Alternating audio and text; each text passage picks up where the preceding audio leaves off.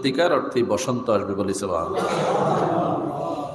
এই জন্য কোরআন এটাকে রবিউল আউয়াল নামে নামকরণ করেছে, প্রথম বসন্ত। যেই বসন্তের উদ্দেশ্য উপলক্ষ জমিন না, ফুল পাখি না, আল্লাহর সৃষ্টি না, বরং মুহাম্মদুর রাসূলুল্লাহ সাল্লাল্লাহু আলাইহি ওয়াসাল্লাম এই নবী পৃথিবীতে আগমনের কারণে পৃথিবীতে বসন্ত এসেছে বলে সুবহানাল্লাহ।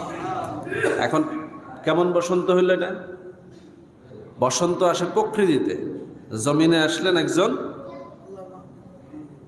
নবী, আসলেন রসুল আসলেন, কিন্তু বসন্ত প্রকৃতিতে, নাম দেওয়া হলো রবিউল আউয়াল। তাহলে বসন্তের মধ্যে, প্রকৃতির মধ্যে বসন্ত আসার জন্য নবীর কি উপলক্ষ? সুবহানাল্লাহ বলবেন না? আল্লাহর হাবিব সাল্লাল্লাহু আলাইহি সাল্লাম বলেছেন, সাহাবায়ে আজমাইন বলেছেন, আম্মাজান আয়েশা রাদিয়াল্লাহু তাআলা হাদিস আসছে, নবীজির আম্মা মা আমেনা রাদিয়াল্লাহু তাআলা আনহু তিনি তার জবান থেকে অনেক কথা বলেছেন। এইভাবে পর্যায়ক্রমে আমরা রাসূলুল্লাহর এই জীবনের যে ফেরেশতি, যে জীবনী, যে সিরাত এবং মিলাদের যে কাহিনীগুলো আমরা শুনেছি, হাদিস দ্বারা পেয়েছি, কোরআন থেকে পেয়েছি, সেখান থেকে আমরা যা জানি তার সামারি হচ্ছে, যেই সময় রাসূলুল্লাহ সাল্লাল্লাহু আলাইহি সাল্লামকে আল্লাহ রাব্বুল আলামিন জমিনে পদার্পণ করার সময়টুকু এসেছে, সুবহে সাদিকের ওই সময়ে প্রকৃতির মধ্যে ব্যাপক আলোড়ন সৃষ্টি হয়েছে। প্রকৃতিতে আলোড়ন কেমন? সাগরের পানি দৌড়াতে শুরু করেছে, মাছগুলো দৌড়াতে শুরু করেছে এক সাগর থেকে আরেক সাগরে, ফুলেরা ফুটতে শুরু করেছে, পাতাগুলো নতুন করে গজাতে শুরু করেছে, গাছগুলো সজীব হতে শুরু করেছে, সবার মধ্যে যেন নতুনভাবে প্রাণ সঞ্চার হয়ে গেছে। সুবহানাল্লাহ। জমিনে আসলেন, প্রকৃতির মধ্যে এই যে পরিবর্তন, এটা সাধারণ বাচ্চারাও উপলব্ধি করলো যে আজকে কিছু একটা হচ্ছে, যেটার কারণে গোটা আবহাওয়ার মধ্যে তার একটা ছাপ দেখা যাচ্ছে। সুবহানাল্লাহ। আমরা অনেক সময় আমাদের দেশেও এরকম কথা বলি যে আজকে আবহাওয়া খুব সুন্দর, সকালের সূর্যটা আজকে কেমন জানি ভালো লাগতেছে, বা আজকের বাতাসটা খুব মৃদু মন্দ, বলি না আমরা অনেক সময়? প্রকৃতির দিকে তাকাইলে একটা ভালো লাগা তৈরি হয়। সেই দিন পৃথিবীতে সব জায়গায়, সব মানুষ, সকল প্রাণীদের মধ্যে এক অদ্ভুত ভালো লাগা তৈরি হয়েছে বলেছিল। যেই ভালো লাগার কারণ খোঁজা শুরু করেছে বিচক্ষণ মানুষেরা, যে কিছু একটা পৃথিবীতে ঘটেছে যার কারণেই আজকে পরিবর্তন, এটার কারণ খোঁজা শুরু করেছে। খ্রিস্টান পাদ্রীরা খুঁজতে শুরু করেছে এই লক্ষণের সাথে মিলে এমন একজনের আগমন পৃথিবীতে হবে, নিশ্চয়ই উনি আসছে। সুবহানাল্লাহ। খোঁজ নিতে শুরু করেছে। শুধু মক্কা মদিনায় যারা, তারা তো দেখলই, আব্দুল মুত্তালিবের নাতি হয়েছে, আব্দুল্লাহর ঘরে সন্তান হয়েছে, কাবার মূর্তিগুলো লুটিয়ে পড়েছে। সিরিয়ার লোকেরা দেখলো যে সেখানে অগ্নিকুণ্ড নির্বাপিত হয়ে গেছে, প্রাসাদের বড় বড় খিলানগুলো নিজে নিজে মাটিতে পড়ে গেছে। অবাক হয়ে তারা দেখছে যে এমন কিছু ঘটনা ঘটে যাচ্ছে যে পৃথিবীতে যেন একটা বিরাট কিছু পরিবর্তন হচ্ছে, আবার একটা ভালো লাগাও তৈরি হচ্ছে। সুবহানাল্লাহ। এই গবেষণা চলেছে দীর্ঘদিন।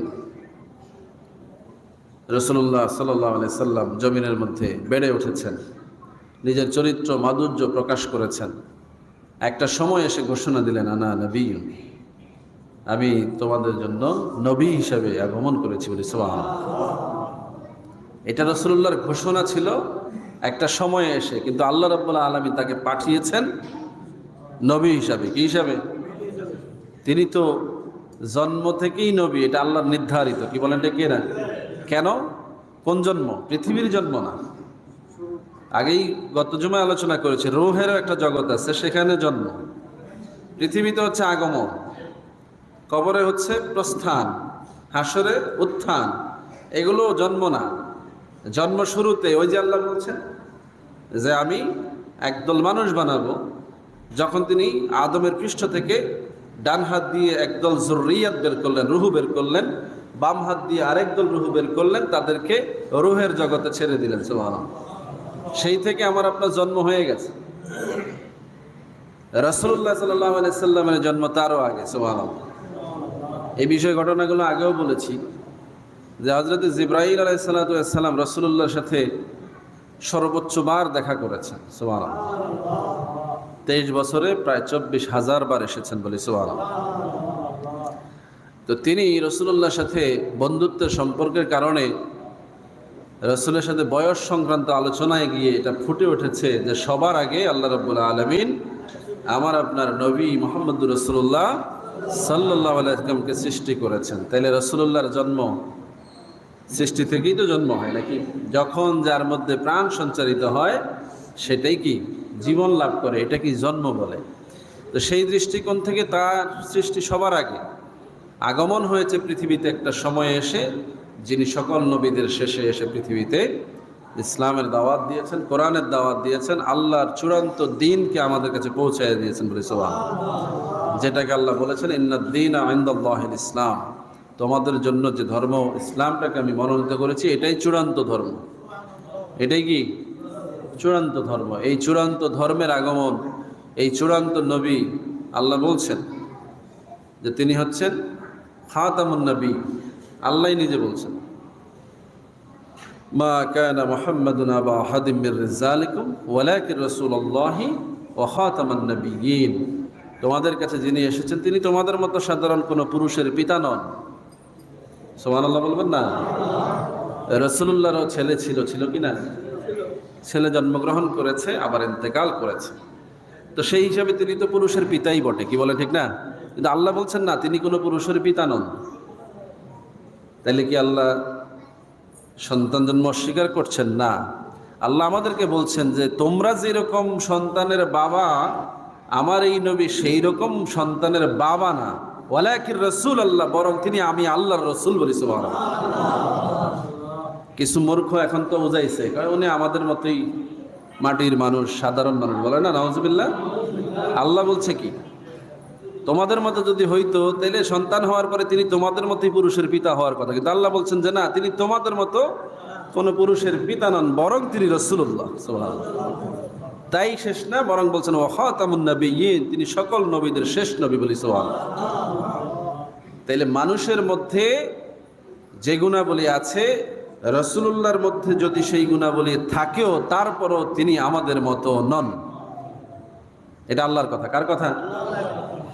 তো জবানকে আমাদের নিয়ন্ত্রণ করার জন্য যে ফর্মুলা আল্লাহ রাব্বুল আলামিন দিয়েছেন, ওই জবানের নিয়ন্ত্রণের প্রসঙ্গে কথা বলতে গিয়ে আমি এই প্রসঙ্গটা আনলাম যে আমাদের জবানকে ব্যবহার করার ক্ষেত্রে সর্বোচ্চ সতর্কতা অবলম্বন করতে হবে কোন জায়গায়? এই জায়গায় রাসূলুল্লাহর ব্যাপারে কথা বলতে গেলে আমাদেরকে সবচাইতে বেশি সতর্ক হতে হবে, কারণ এটা সবচাইতে ইনোসেন্ট সুন্দর জায়গা, এবং এই জায়গায় কথা বলতে হলে সবচাইতে সতর্ক থাকতে হবে। এটা সবচেয়ে বড় বিপদেরও জায়গা, কি বলেন ঠিক কিনা?